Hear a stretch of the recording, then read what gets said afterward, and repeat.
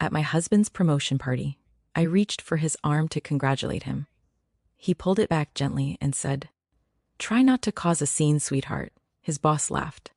I took a step back like it was my mistake, smiled like I understood my place.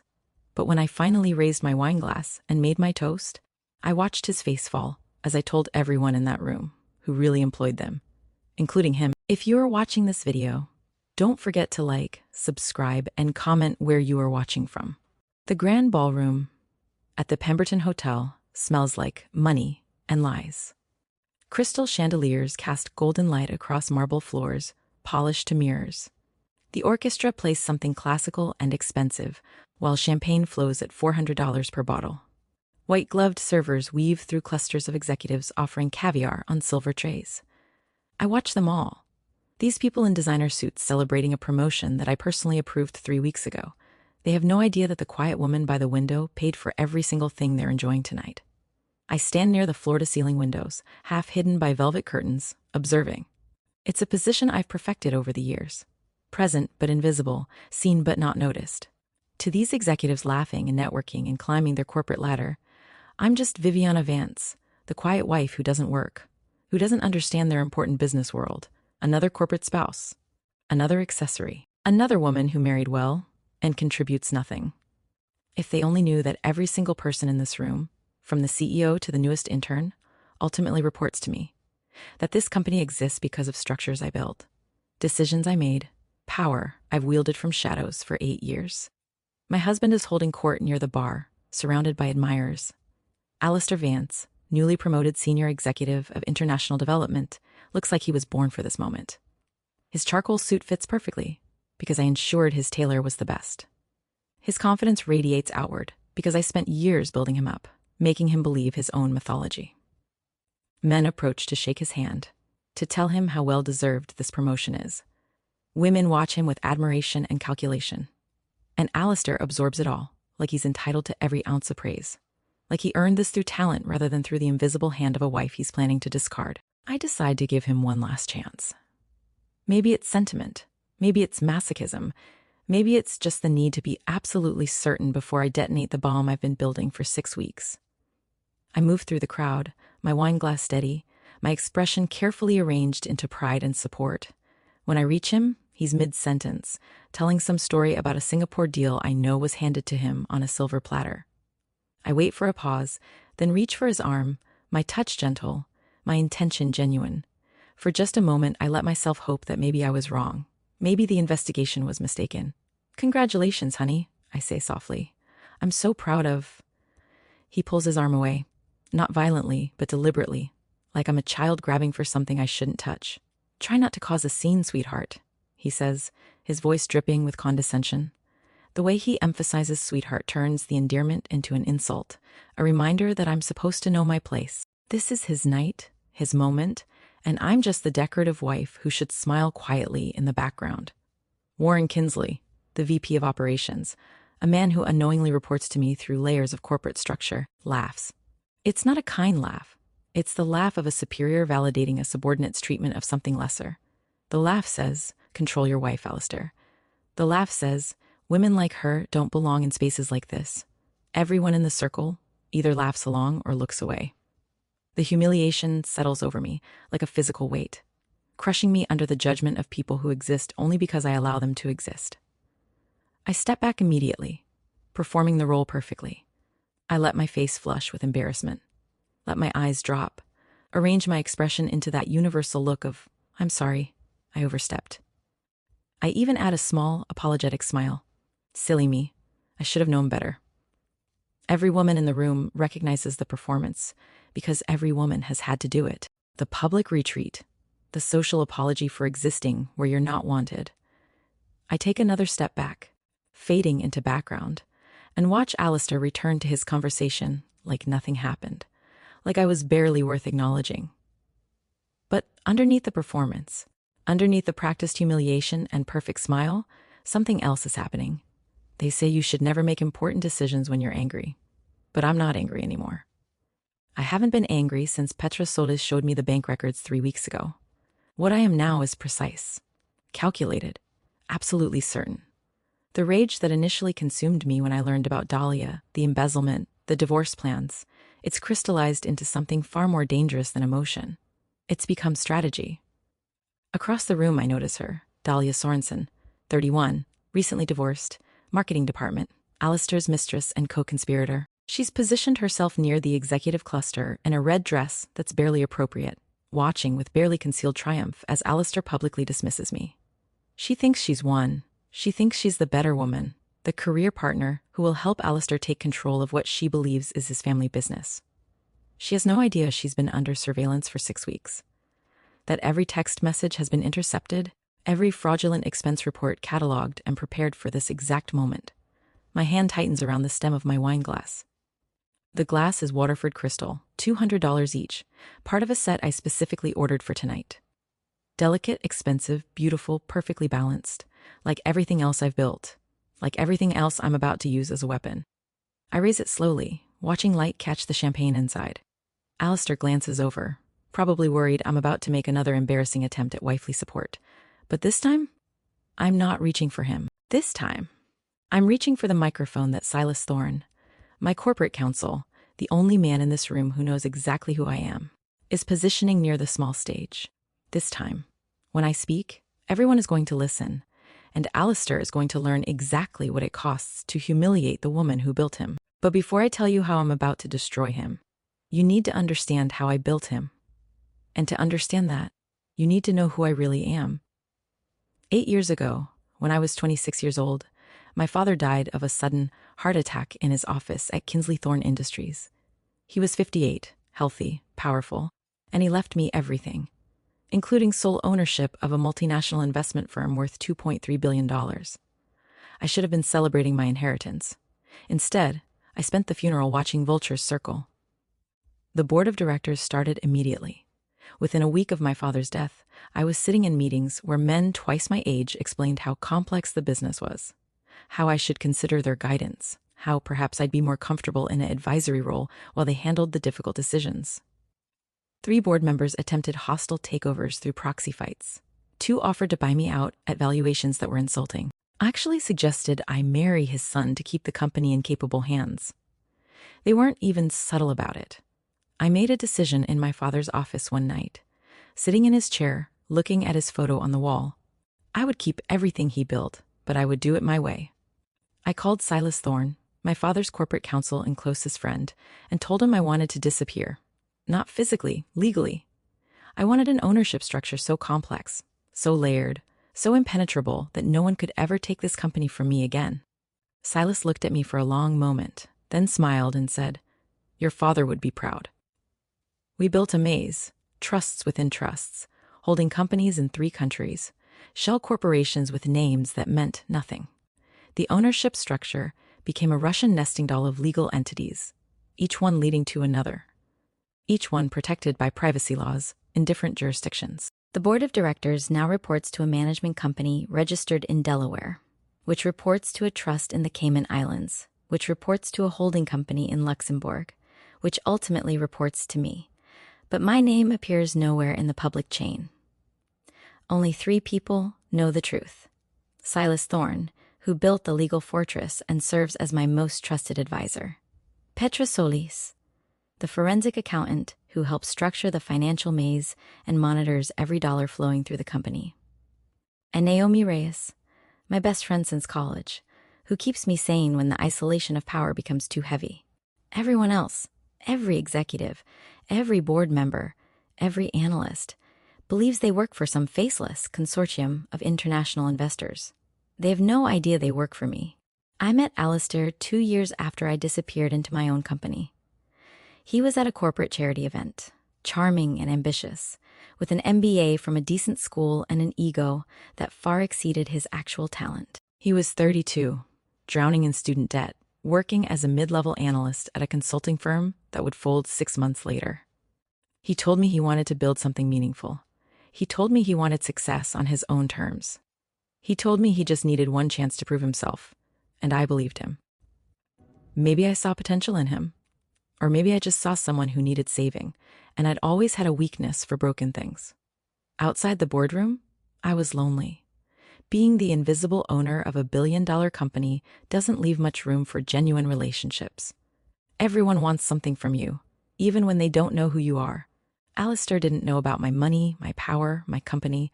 He just knew Viviana Locke, the woman he met at a charity gala.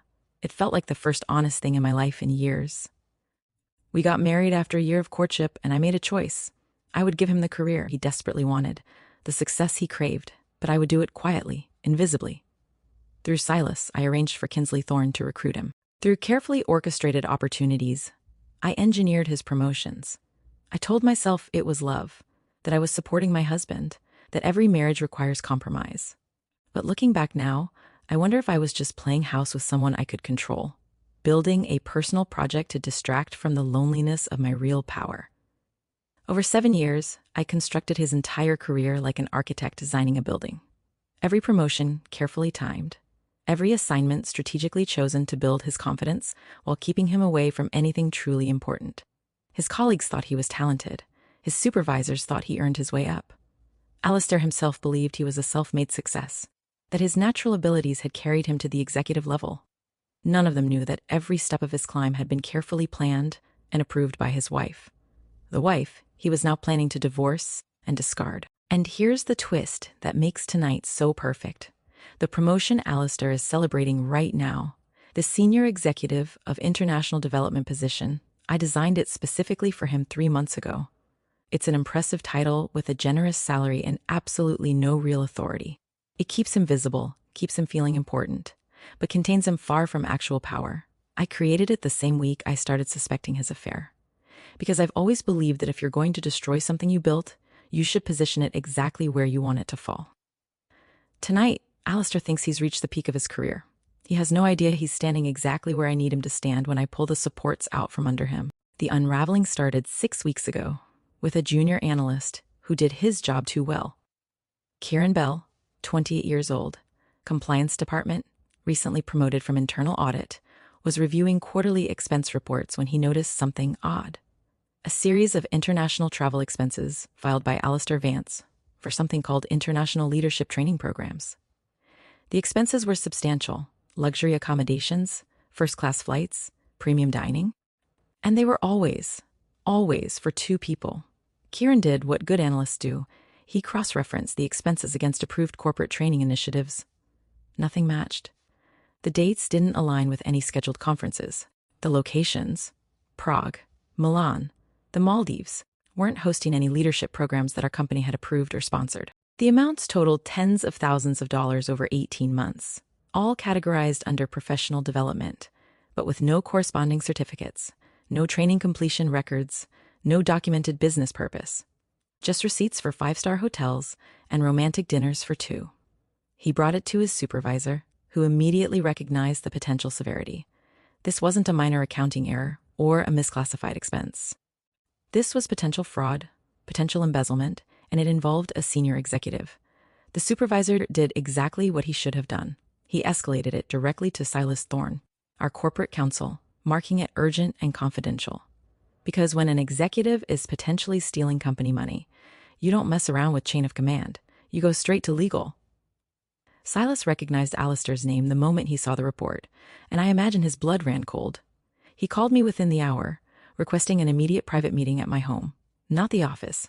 Never the office where walls have ears and assistants keep calendars. He arrived at 7 that evening, his face carefully neutral, and laid the flagged expense report on my dining room table like he was delivering a terminal diagnosis. "Viviana," he said quietly, "we have a situation." My initial reaction was denial. Pure, desperate, irrational denial. There had to be an explanation. Maybe Alistair was hosting clients and forgot to document it properly. Maybe the 2-people designation was an administrative error. Maybe the training programs were legitimate but poorly categorized. I heard myself making excuses, rationalization after rationalization, because the alternative, that my husband was systematically stealing from my company, was too enormous to process. Silas just sat there, letting me exhaust myself with maybes until I finally fell silent. Then came the moment of decision. I could confront Alistair directly, ask him to explain the expenses, give him a chance to come clean. But something stopped me. Maybe it was intuition. Maybe it was the memory of how distant he'd been lately. How many late nights at the office he'd been having. Or maybe it was something Silas said. If he's been clever enough to hide this for 18 months, he's been clever enough to prepare a story. I looked at the expense report, at my husband's signature on dozens of fraudulent claims, and made my choice. I wanted the complete truth. I authorized what we called a routine internal compliance audit, giving Silas full authority to investigate without limitation.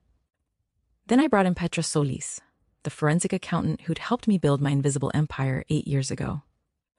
Petra doesn't just follow money. She interrogates it, cross-examines it, breaks it down until it confesses every secret it's hiding. I told her to trace every dollar, every receipt, every transaction connected to those expense reports. I wanted bank records, credit card statements, travel manifests, hotel bookings. I wanted the complete financial autopsy of my husband's betrayal. Simultaneously, I hired a private investigation firm, not some sleazy detective with a camera, but a high-level corporate security team that normally handles industrial espionage and executive protection. I classified it as a corporate security review related to potential fraud, which wasn't even a lie. They would conduct physical surveillance, monitor communications where legally permissible, and document everything. 2 teams working in parallel, one following the money, one following the man. Within a week, I would know everything. The night I authorized the investigation, I went home and found Alistair already asleep. I stood in the doorway of our bedroom, watching him breathe peacefully, his face relaxed and innocent in the darkness. This man I'd built from nothing, this man I'd loved and supported and elevated, was stealing from me. And he was sleeping like he didn't have a care in the world. I realized in that moment that I wasn't just investigating his crimes. I was already mourning our marriage. Some part of me already knew what Petra and the investigators would find. I could have asked him. Could have woken him up right then, sat him down, given him the chance to explain before lawyers and accountants and investigators tore apart his life. But I already knew what liars sound like. They sound exactly like men who love you, who promise you everything, who sleep peacefully next to you while planning your destruction. So I didn't wake him. I didn't confront him. I just closed the bedroom door quietly and went to my home office to wait for the truth. Because the truth, when it came, would be irrefutable, cold, documented, legally defensible truth. The kind of truth that destroys, lives and ends marriages, and sends people to prison. And I needed every piece of it before I made my next move. Petra Solis works like a surgeon, precise, methodical, emotionless. For 2 weeks, I watched her transform my home office into a war room of financial evidence. Spreadsheets covered every surface. Bank records stacked in chronological order, credit card statements cross-referenced with travel receipts. She color-coded everything. Blue for legitimate expenses, red for suspicious transactions, black for confirmed fraud. By day 3, my office looked like a murder investigation, except the victim was my marriage, and the weapon was my own company's money. Petra barely spoke during those weeks, just nodded occasionally when she found something particularly damning, adding another red mark to her ever-growing documentation. The pattern emerged like a photograph developing in solution, slowly, then all at once. $340,000 over 18 months, systematically siphoned from the International Training Initiative Fund. Petra laid it out for me in a presentation that would have impressed any prosecutor.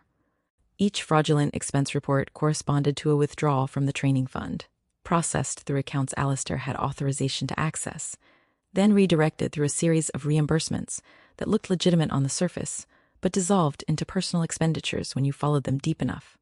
He'd been stealing from a program I'd personally funded to develop young talent in the company.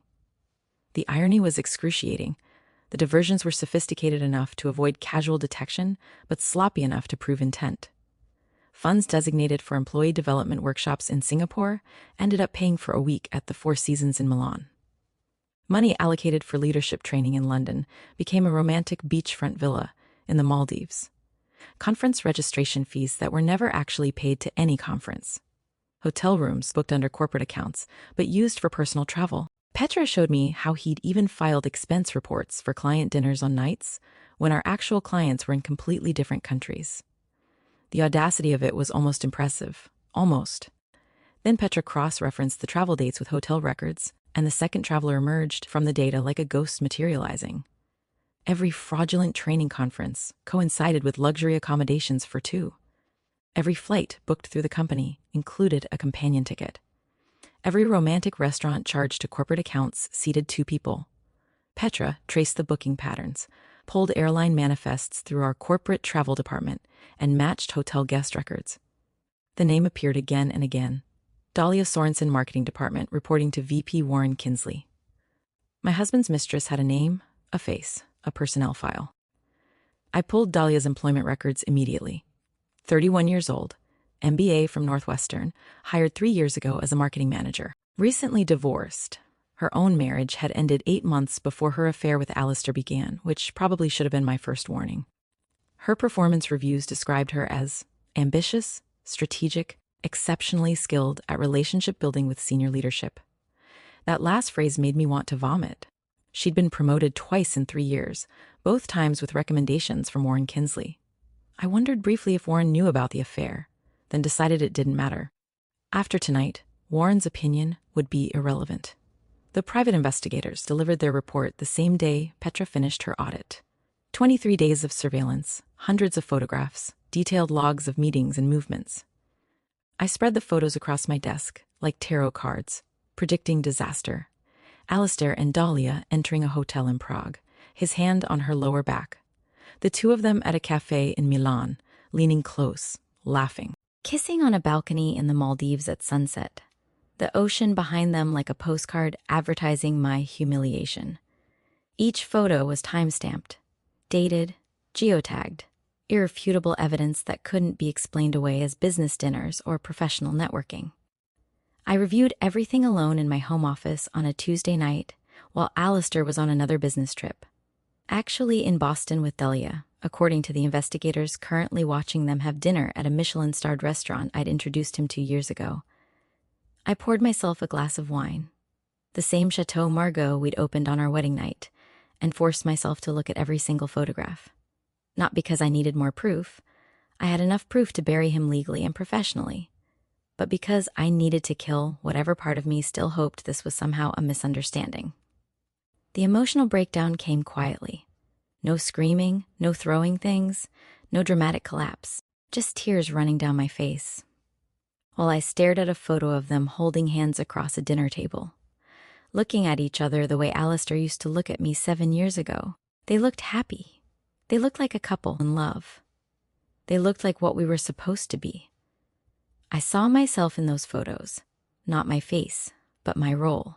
I'd been replaced, erased, edited out of my own husband's life while he spent my money on her, built his confidence on my power, and planned our divorce with my company's resources. But grief, I've learned, has a melting point. Apply enough heat, enough rage, enough betrayal, enough absolute clarity, and it transforms into something harder, something useful. I dried my tears, opened my laptop, and started drafting notes. I called Silas and told him I needed a meeting first thing in the morning with him and Petra. I needed to know every legal option, every criminal charge, every way to ensure Alistair paid for this, in ways that would follow him for the rest of his life. The investigation was over. $340,000. That's what he thought I was worth. No, that's what he thought he could steal from me without consequence. He forgot that I built empires in shadows. He forgot that I made him everything he was. And he clearly never considered that the woman he was discarding so casually might actually be the woman who owned everything he thought was his.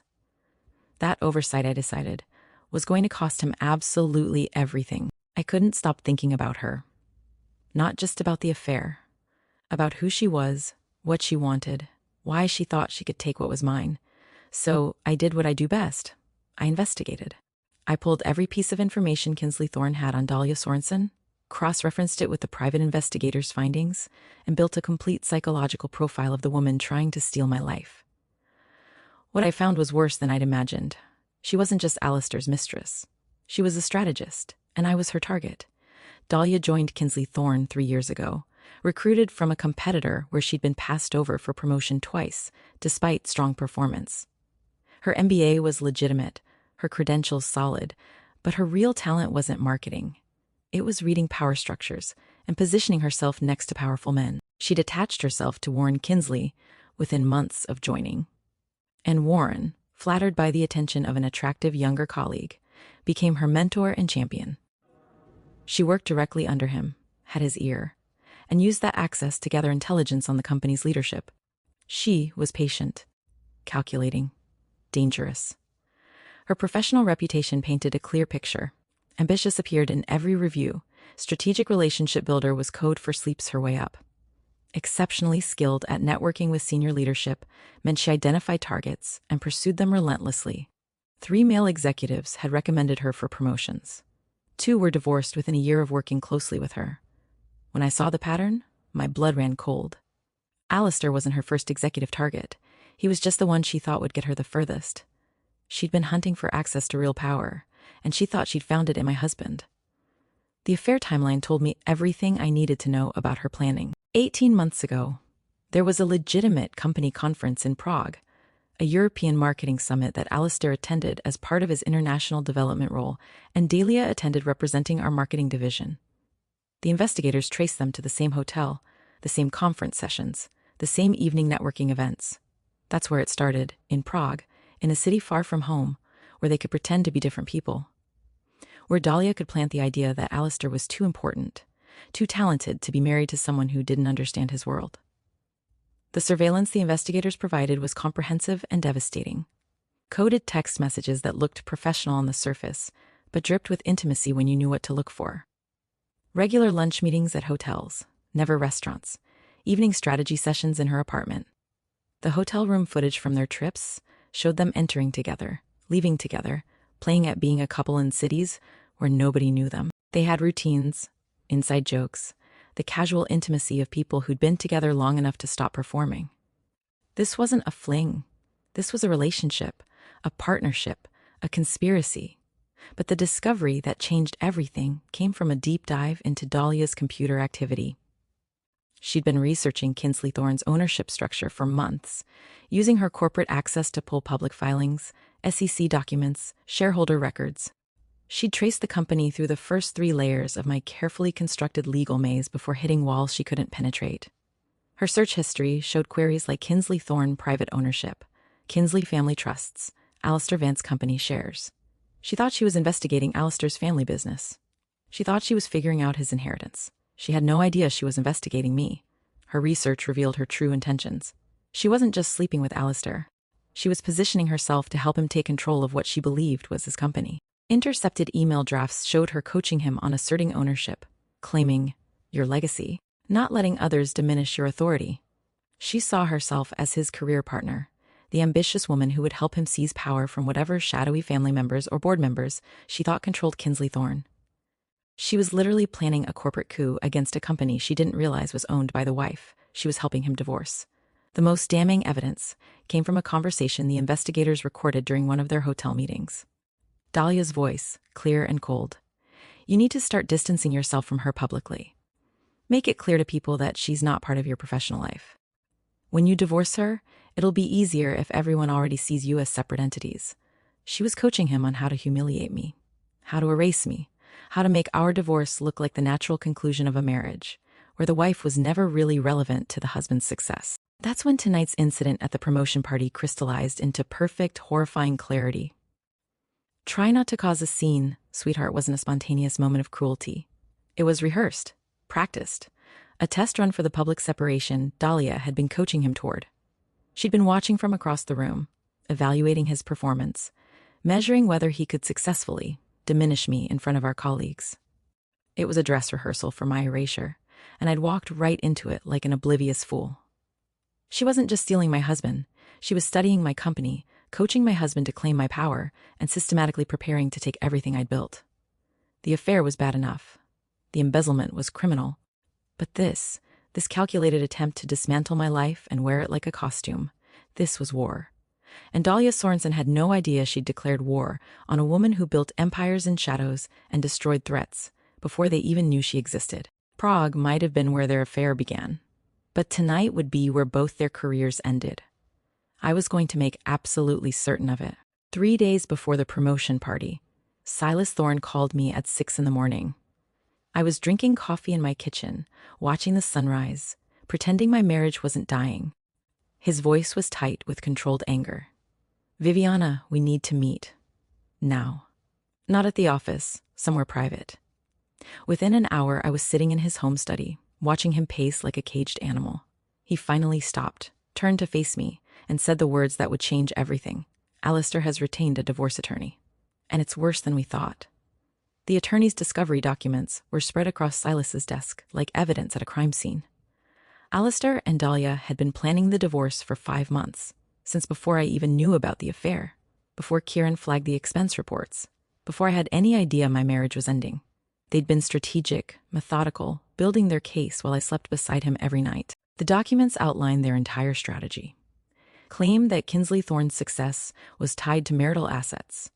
Argue that Alistair's executive position and instrumental role in company growth entitled him to a significant ownership stake. They were going to sue me for half of my own company. The details made my hands shake. Dahlia's research on our ownership structure was attached as exhibits. She'd traced the company through multiple layers, identified what she thought were vulnerabilities in the trust structures, and drafted memos suggesting legal arguments to pierce the corporate veil. She'd actually written, "The wife appears to have family connections to the founding trust. This could be leveraged in asset division." They thought they'd found a way to take my company. They thought they were clever. They thought I was too stupid to protect myself. But the quote that broke me, that shattered whatever remained of my love for Alistair and transformed it into something diamond, hard and lethal, was buried in the attorney's interview notes. Alistair's own words, recorded during a strategy session. Viviana has no idea how business works. She'll roll over in the divorce. She always does what I tell her to do. I read that sentence 5 times, feeling something inside me crack and then immediately crystallize into steel. He thought I was weak. He thought I was controllable. He thought 7 years of building him up meant I'd let him tear me down. I looked up at Silas, and he saw the change in my face. "What do you want to do?" he asked quietly. I stood up, walked to his window, looked out at the city where I'd built my empire in shadows. "I'm not divorcing him quietly," I said, my voice perfectly calm. "I'm not settling. I'm not disappearing. I'm going to destroy him publicly, professionally, completely. And I'm going to do it in front of everyone who thinks he's successful." Silas smiled, a cold, satisfied smile. "Good," he said. "Let's plan the execution." We called an emergency meeting at my home that afternoon. Silas, Petra, and Naomi. We sat around my dining room table like generals planning a military campaign, because that's exactly what this was. War. Petra laid out the embezzlement evidence, $340,000 in documented fraud, every transaction traced and verified. Silas presented the divorce documents, showing their intent to steal my company. Naomi, furious and protective, said what I was thinking. We burn it all down. Every lie, every theft, every moment of betrayal. We expose everything at once so completely that he can never recover. We mapped out the promotion party as the perfect stage. Alistair had requested approval for the event 2 weeks earlier, wanting to celebrate his new position with key stakeholders and executive leadership. I'd approved it immediately, authorized a lavish budget, told him to spare no expense. At the time, I was still hoping the investigation would prove me wrong. Now I saw the party for what it really was. The perfect opportunity to destroy him at his moment of maximum confidence. He wanted to celebrate his success in front of everyone who mattered to him. I'd give him exactly that, and then take it all away while they watched. The plan came together with mechanical precision. Viviana makes the final call. Approve his promotion to Senior Executive of International Development. Finance the party lavishly. Let him have his moment of triumph. Invite everyone, the board, the executives, his colleagues, Dahlia. Let them all gather to celebrate the puppet, completely unaware that the architect is about to cut the strings. Silas would position himself near the podium, ready to present legal documentation. Petra would bring the full forensic audit, ready to display evidence. Naomi would record everything, ensuring the moment was captured and could never be denied or rewritten. I would reveal my identity as the owner of Kinsley Thorne Industries. I would expose the embezzlement with specific dates, amounts, and evidence. I would name Dahlia publicly as his co-conspirator, and I would terminate him, on the spot, in front of everyone, effective immediately. for breach of fiduciary duty, gross misconduct, and theft of corporate funds. Criminal charges would follow. Civil suits would follow.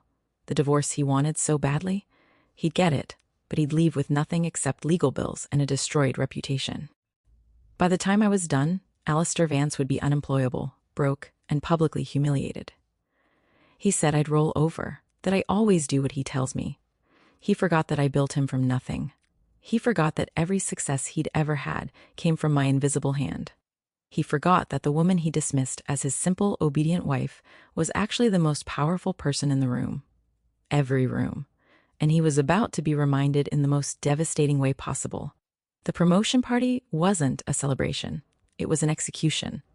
And I'd designed every detail for maximum devastation. But before the destruction, I had to watch the performance. Standing by those floor-to-ceiling windows with my wine glass, I saw the party through different eyes now. Not as a wife, but as a strategist.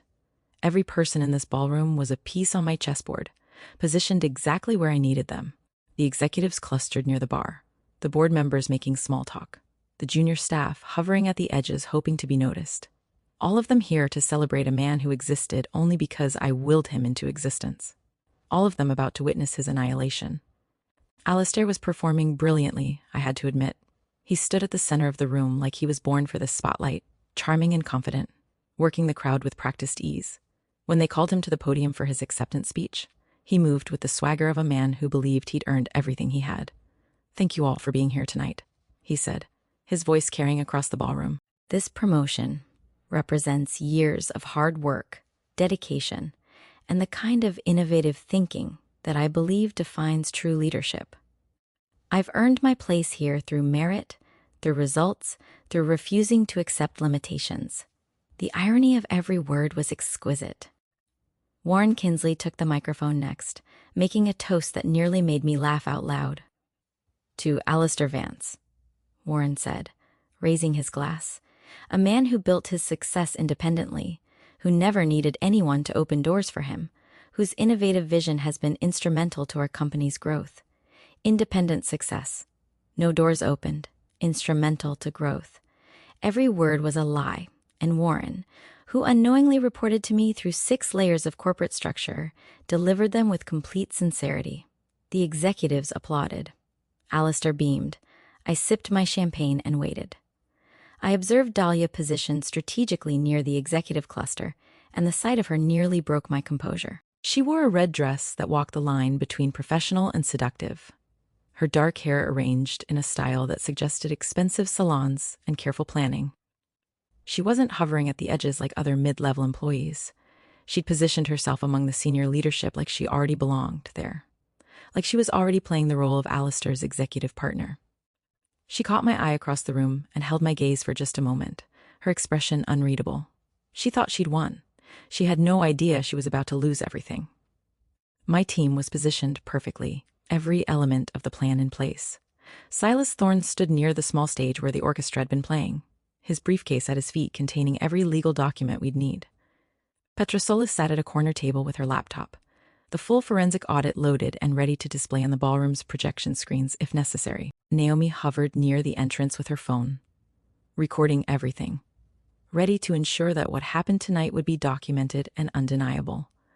Everyone was ready. All I needed was the perfect moment. Then I noticed the small tells that proved everything the investigators had documented. Alistair's hand on Dahlia's lower back when he thought no one was watching, the touch lasting, just a moment too long to be professional. Their shared glances across the room, the kind of looks that spoke of intimate knowledge and secret plans. The way she smiled when he spoke, like she was already his partner in every sense that mattered. They weren't even trying that hard to hide it, which told me exactly how confident they were that their plan would work. Alistair reached peak confidence around 9 o'clock, surrounded by a group of executives all congratulating him, all telling him how well-deserved his promotion was.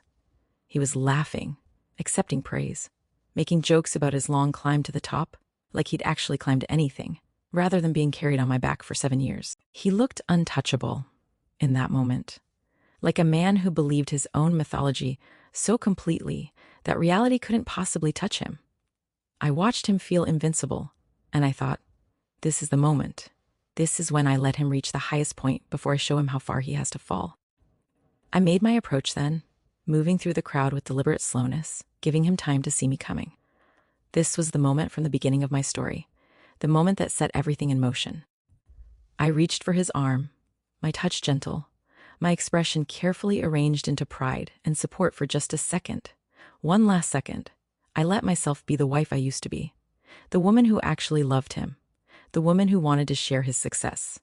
"Congratulations, honey," I said softly, genuinely. "I'm so proud of—" He pulled his arm away with that deliberate, dismissive movement. "Try not to cause a scene, sweetheart," he said, his voice dripping with condescension, making sure everyone nearby could hear how he was putting his overstepping wife in her place. Warren Kinsley laughed, that validating, superior laugh that said Alistair was right to diminish me. The humiliation was public, witnessed, exactly as Dahlia had coached him to deliver it. I stepped back, performed the embarrassed wife role one final time, smiled like it was my mistake. Then I met Silas's eye across the room. He nodded once. Everything was ready. The puppet had performed beautifully, and now it was time to cut the strings. I gave him everything he wanted. One last moment of feeling like he'd won. One last moment of standing in the spotlight surrounded by people who admired him. Because the higher you build someone, the further they have to fall. And I'd built Alistair Vance very, very high. Now I was going to watch him shatter. I raised my wine glass slowly, deliberately, and the room quieted naturally. Everyone assumed they were about to hear a supportive wife's toast, something sweet and self-effacing about how proud I was of my husband's accomplishments. The orchestra had stopped playing. Conversations trailed off. Even the servers paused in their movements, sensing that something significant was about to happen. Alistair glanced at me with mild concern, probably worried I'd embarrass him again, but Warren Kinsley smiled encouragingly. He thought I was finally playing my proper role. The silence settled over the ballroom like a held breath. "Thank you all for being here tonight," I began. My voice calm and clear, carrying easily across the marble floors. "I want to congratulate my husband, Alistair, on his promotion to Senior Executive of International Development. It's quite an achievement." I paused.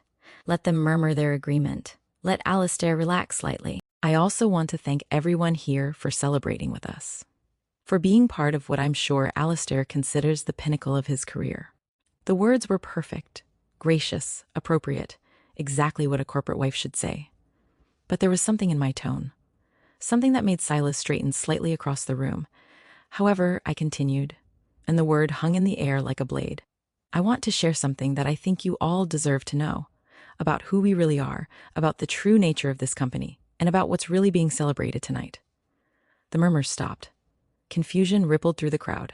Alistair's expression shifted from mild concern to active alarm. I saw him start to move toward me, but Silas was already positioning himself between us, subtle but immovable.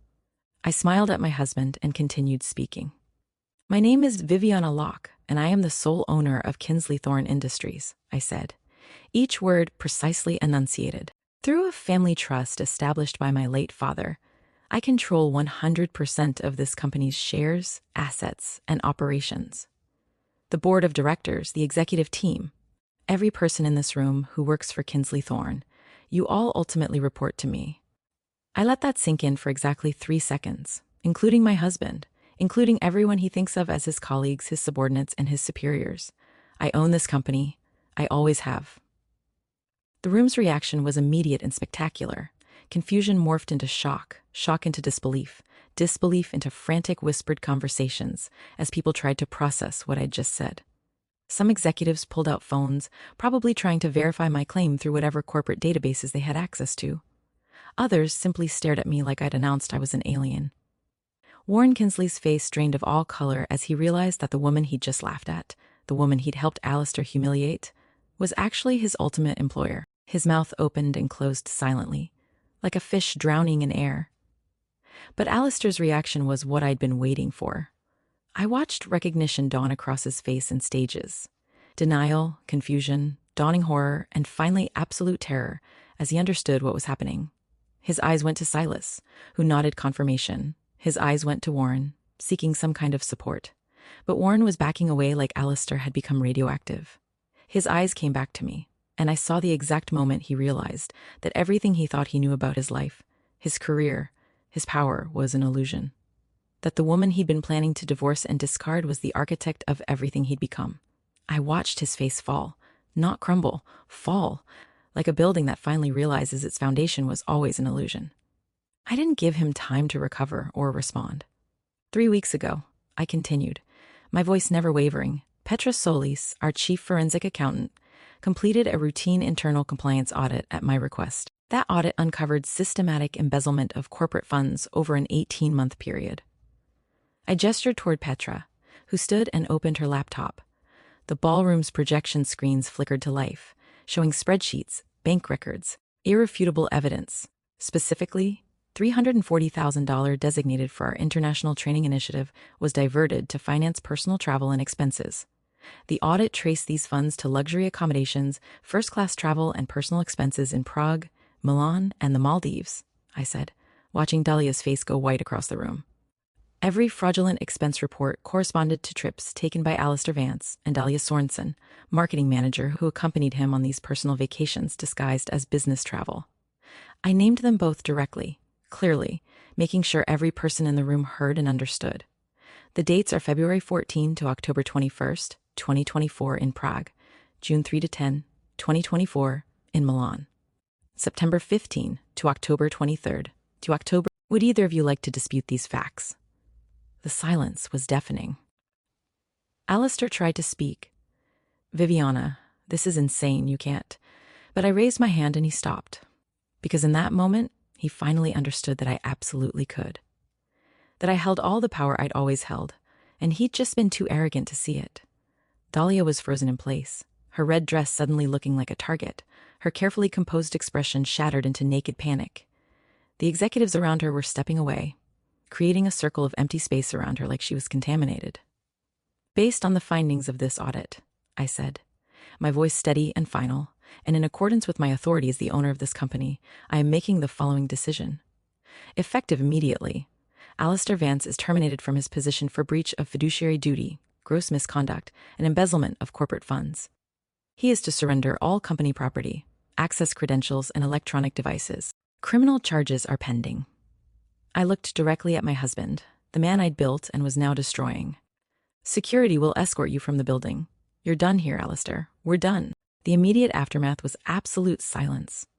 The kind of silence that feels like the world has stopped breathing. Then chaos erupted. Executives started talking over each other, voices rising in shock and confusion.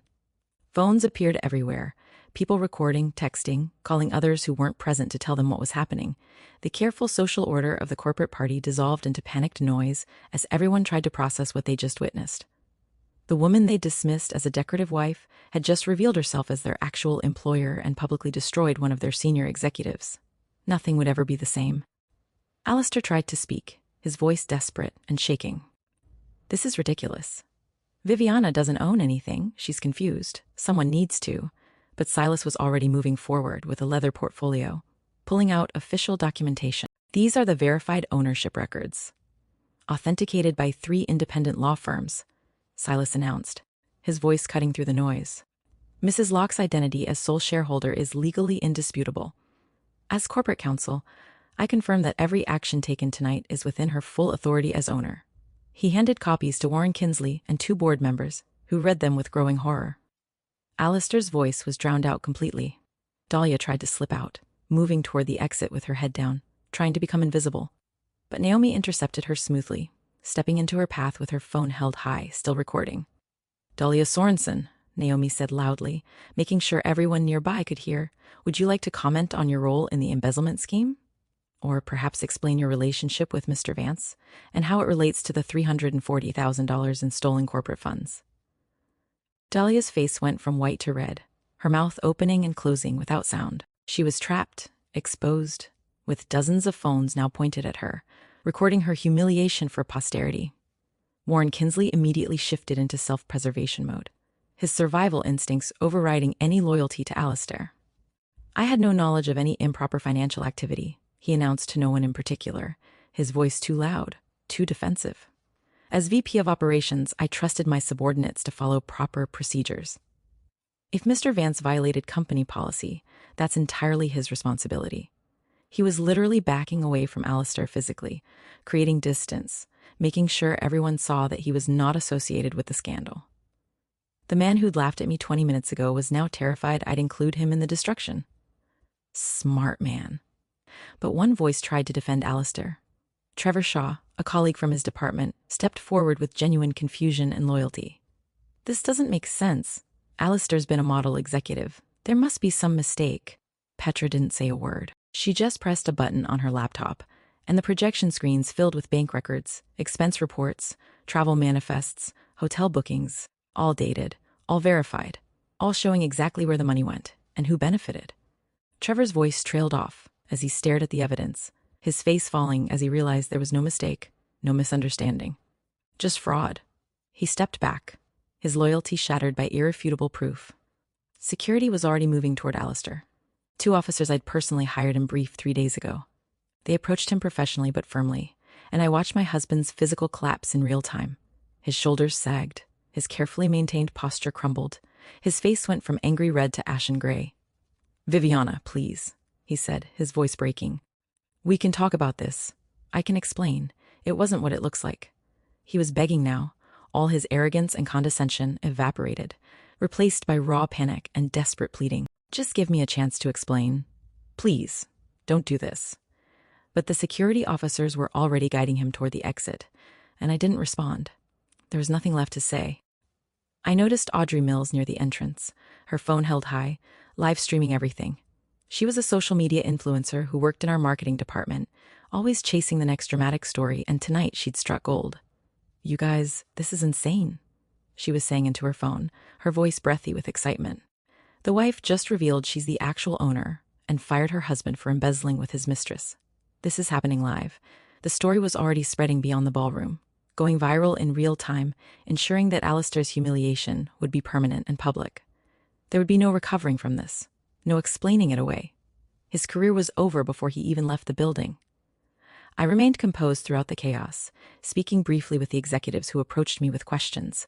My voice was calm, my authority absolute. "The company will continue operating normally," I assured them. "This is a personnel matter that's been resolved. I'll be scheduling meetings with department heads tomorrow to discuss the transition." They listened to me now with respect, with fear, with the understanding that I'd always been the real power in the room. Some looked ashamed for how they'd treated me. Most just looked terrified. I didn't care which. I was establishing my authority, making it clear that I wasn't hiding anymore. Dahlia's termination happened with even less ceremony than Alistair's. "Miss Sorensen," Silas announced formally, effective immediately, "your employment is terminated for participating in fraudulent activities and misuse of corporate resources. You'll be escorted from the premises." She was crying now, mascara running, her red dress and careful styling irrelevant in the face of her complete professional destruction. A different security officer approached her, and she left without a word, without even looking at me. The woman who'd thought she could steal my life was gone in less than 5 minutes. The ballroom was emptying rapidly now, executives fleeing the scene of the disaster, not wanting to be associated with the scandal or caught on any more video footage. Within 20 minutes, the crowd of 50 had dwindled to perhaps 10 people. Silas, Petra, Naomi, a few board members too shocked to leave. I stood alone near the center of the room, surrounded by abandoned champagne glasses, half-eaten canapes, the wreckage of a celebration that had turned into an execution. The chandeliers still glowed golden. The orchestra's instruments sat silent on their stage. Everything was exactly as I'd planned it. And yet, standing in the emptiness, I felt something I hadn't expected, not triumph, but a strange, hollow exhaustion. Everyone asks if revenge feels good. It doesn't, but it feels necessary. Like setting a broken bone. It hurts, but you'll never heal right without it. I'd destroyed my husband, ended my marriage, exposed my identity, and changed my entire life in the span of 15 minutes. The cost was enormous. The loneliness of power I'd hidden from for 8 years was now completely unavoidable. But standing in that empty ballroom, I knew I'd made the right choice. I'd chosen truth over comfort, justice over peace, myself over the man who'd tried to erase me. And in the quiet aftermath, I finally felt like myself again. Then a quiet voice spoke behind me. "Mrs. Locke?" I turned to find Kieran Bell, the junior analyst who'd flagged the expense report, standing nervously with his hands in his pockets. I just wanted to say thank you for taking this seriously, for doing something about it. A lot of executives would have covered it up, protected one of their own. He looked young and earnest and genuinely grateful. You did the right thing. You saved the company's integrity. I nodded, unable to speak for a moment, because someone had actually acknowledged what this cost me. Thank you, Kieran, I finally said. Your integrity started this. Don't ever lose that. He smiled, nodded, and left. And I stood alone again in the wreckage, the architect who'd just demolished her own creation. 3 months later, I sit in my corner office on the 42nd floor of Kinsley, Thorn Tower, and for the first time in 8 years, my name is on the door. Not hidden in trust documents or buried in corporate filings. Right there in brass letters, Viviana Locke, Chief Executive Officer and Owner. The morning sunlight streams through floor-to-ceiling windows, illuminating everything I built and everything I'm rebuilding. The view stretches across the entire city, and I'm no longer watching it from the shadows. I'm standing in full light, visible and unapologetic, exactly where I should have been all along. The aftermath played out exactly as Silas predicted. Alistair faces criminal charges for embezzlement and fraud. The trial is scheduled for next spring, and his attorney has already tried 3 times to negotiate a plea deal. I've refused every offer. Dahlia Sorensen is blacklisted throughout the industry. Her LinkedIn profile is gone. Her professional network dissolved. Her ambitions destroyed as thoroughly as she tried to destroy me. The divorce finalized 6 weeks ago. Alistair got nothing except his personal belongings and a mountain of legal debt. He signed everything Silas put in front of him without argument. He knew he had no leverage, no power, nothing to negotiate with. He was always nothing without me. The company restructuring took 8 weeks of intensive work, but it was necessary and overdue. I stepped into visible leadership immediately, holding all hands meetings, introducing myself properly to employees who'd never known I existed. Warren Kinsley was demoted to a regional director position, not fired, because he hadn't actually committed fraud, but definitely punished for his complicity in Alistair's arrogance and his own smug condescension. I implemented new transparency policies, strengthened compliance procedures, and made it clear that integrity matters more than hierarchy. The company is stronger now, cleaner, more honest. I built it right this time. Kieran Bell received the promotion he deserved. At 28, he's now our senior compliance officer, reporting directly to me. When I told him about the promotion, he looked stunned. You flagged the fraud when you didn't have to, I explained. You risked your career for integrity. That's exactly the kind of leadership this company needs. He's good at the job, meticulous, ethical, fearless about challenging authority when something doesn't look right. I'm mentoring him personally, making sure he understands that doing the right thing will always be rewarded here, even when it's difficult, especially when it's difficult. But the personal cost is something I'm still calculating. Some relationships changed irrevocably the night I revealed myself. Executives who dismissed me now treat me with nervous deference, never quite meeting my eyes, always wondering if I remember how they acted when they thought I was powerless. Social invitations dried up. Corporate wives don't know how to relate to me anymore, and their husbands are terrified of me.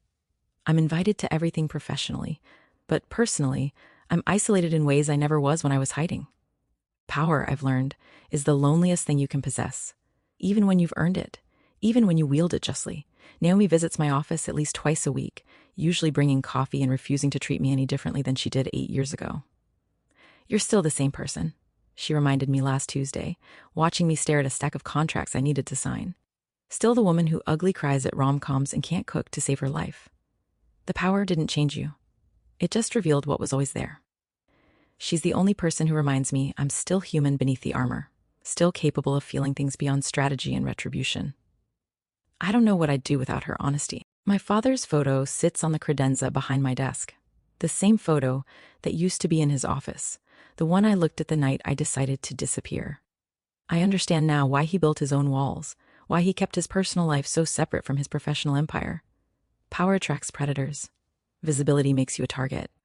He was protecting me by teaching me to hide, even if he never got the chance to tell me so. But I also understand that I can't live his life. I'm building something different, still powerful, still protected, but no longer invisible. I'm choosing a different kind of strength. The moment of transformation came gradually, then all at once. I realized I don't need to hide anymore. The threats I was afraid of 8 years ago can't touch me now. I've proven I can defend what's mine, publicly and decisively. But I also realized I don't need to apologize for the power I have or the way I claimed it. I'm done making myself smaller to make others comfortable. I'm done building men up while diminishing myself. I'm done pretending that my intelligence, my wealth, my authority are somehow unfeminine or inappropriate or something to hide. This is who I am. Take it or leave it.